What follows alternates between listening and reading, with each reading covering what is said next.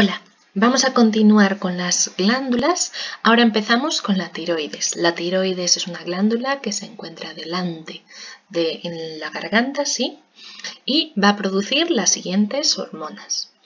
La hormona tiroxina y la triiodotironina.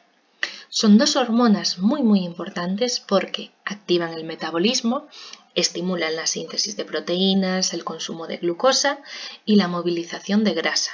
Y esto es muy importante porque va a marcar el ritmo de nuestro metabolismo.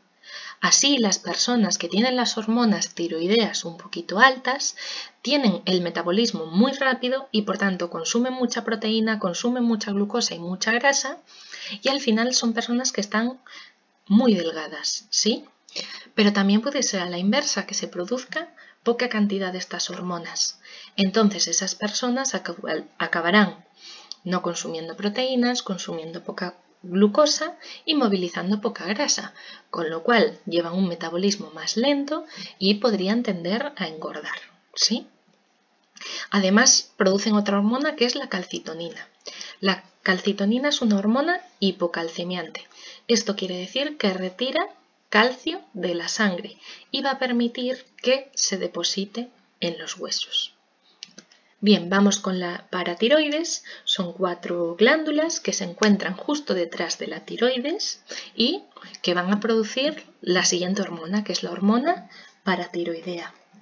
La hormona paratiroidea es antagonista de la calcitonina, es decir, que va a ejercer el efecto contrario, y es hipercalcemiante. Es decir, que va a favorecer el aumento de la concentración de calcio en sangre y la va, digamos, a quitar de los huesos, ¿sí? Y va a impedir que el riñón la expulse, por ejemplo. Bien, después el páncreas, que es una glándula que es mixta. ¿Por qué es mixta? Porque tiene células exocrinas, que son las que van a producir el jugo pancreático, sí, que interviene en la digestión, y las células endocrinas, que son las que se encuentran en los islotes de Langerhans. Aquí tenéis en un violeta más oscuro las células exocrinas, esto sería un corte del páncreas, y aquí en un color más claro los islotes de Langerhans. Bien, en los islotes de Langerhans hay muchísimos tipos de células endocrinas y que cada una va a producir una hormona distinta. Pero vamos a ver las más importantes. Tenemos la insulina, hormona muy conocida por las personas diabéticas, y el glucagón, sí, que son antagonistas. Y después hay otras hormonas, entre las que me gustaría destacar la grelina, que es la hormona que se encarga de producir la sensación de hambre. Bien, ¿cómo funcionan el glucagón y la insulina? Como decíamos, son dos hormonas con efectos antagonistas. Y en esta esquemita se ve muy bien.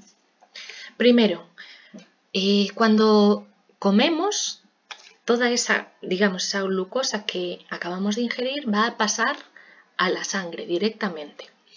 Esto va a ocasionar que se eleven los niveles de glucosa y cuando se elevan los niveles de glucosa, el páncreas va a comenzar a secretar la insulina. ¿Esta insulina qué va a hacer?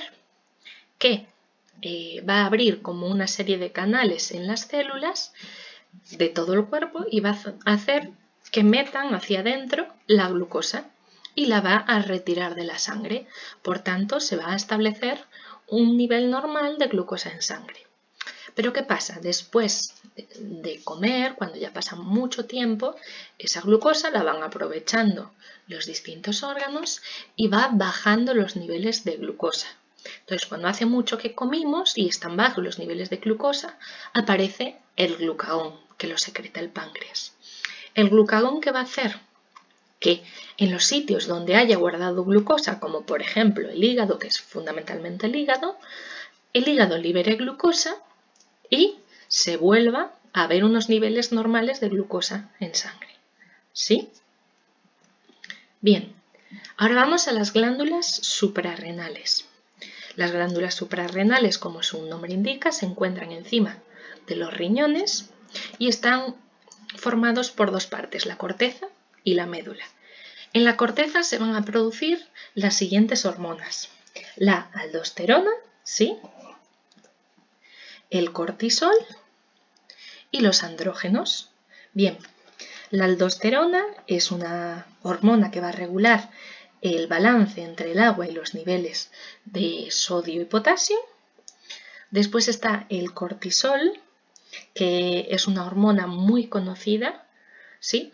Porque lo que va a hacer es reducir, bueno, entre otras cosas, consumir gran cantidad de glucosa de la sangre y también reducir la capacidad del sistema inmunitario.